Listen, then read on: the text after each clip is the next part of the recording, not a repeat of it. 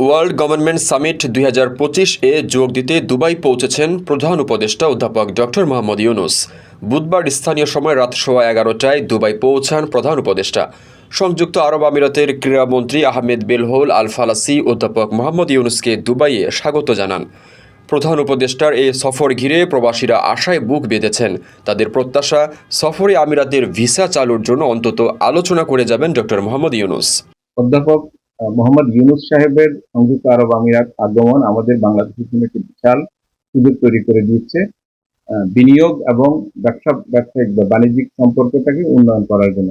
ভিসার বিষয়টা আমি মনে করি সংযুক্ত আরব আমিরাতের সরকারের উচিত করে দেওয়া উচিত, কারণ অনেক অবৈধ লোককে তারা এখন ধরপাকড় শুরু করেছে। এই অবৈধ নাগরিকদের ফ্ল্যাশ আউট করে পাঠিয়ে দেওয়ার পরে তারা ভিসার ব্যাপারটা খুলে দিবে।